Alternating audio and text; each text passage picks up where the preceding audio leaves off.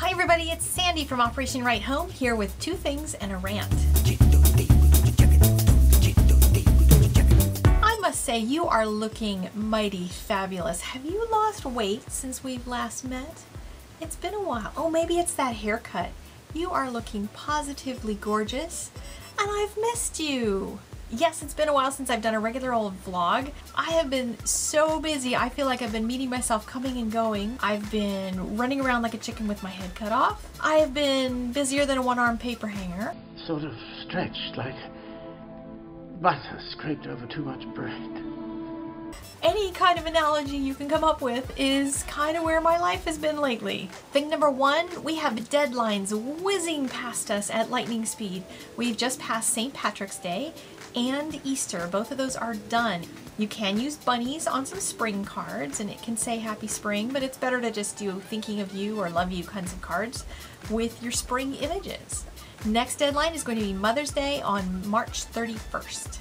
Thing number two, our annual review is out and this really fantastic infographic will show you lots of great information like how many cards your state sent in so you'll know where you fall in the rank. It'll give you a breakdown of where our boxes went, what branches, what countries, and how many. The most interesting thing to me was this number way down here at the bottom, 1,500. And that is the number of cards that OWH enabled our heroes to write home on every day last year. Now that is an average over the whole year, and it's also a number we've already achieved. So I don't want anybody panicking when you see that number and try to sit down and stick or sneeze out 100 cards really fast to try to help us keep up. We have a lot of card makers and we want to still stress quality over quantity. From the good supplies like cardstock, papers, ribbons, embellishments, and stamps, to good techniques and good execution of the card in our design, our coloring, and application of all that we know about card making. We just want to emphasize quality work and not the Ikea effect, which is my rant. Have you ever put together a bookshelf from Ikea and kind of ended up with something that's a little crooked? Maybe it leans a little to the left, or maybe there's a little part that sticks out and kind of catches on things and it shouldn't, or maybe there were some leftover parts when you got done assembling it. Don't ask me how I know that that can happen.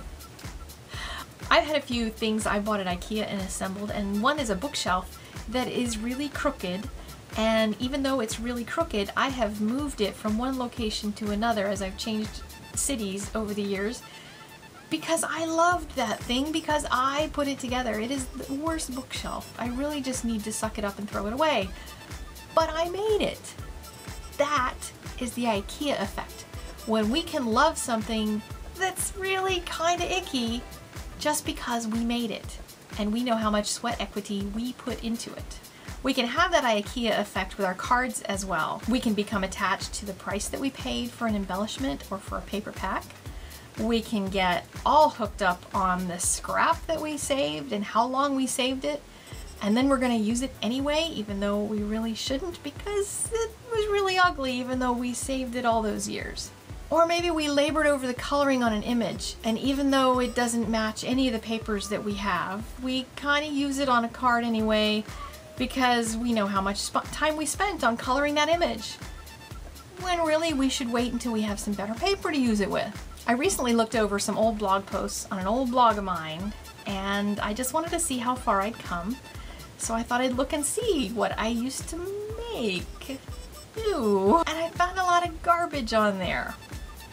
Too many embellishments, papers and ribbons that didn't match, too many colors, elements becoming invisible because I didn't think about the contrast or layers at all. Oh man, bad stuff. And it's not like I didn't know any better, because look at these. These are cards that were made in the same time frame as those other ones. So I knew better. I knew how to make a good card. I just didn't hit a home run very often. And I seemed to post them and like them anyway. I don't know what my problem was. Except now I know I call it the Ikea effect.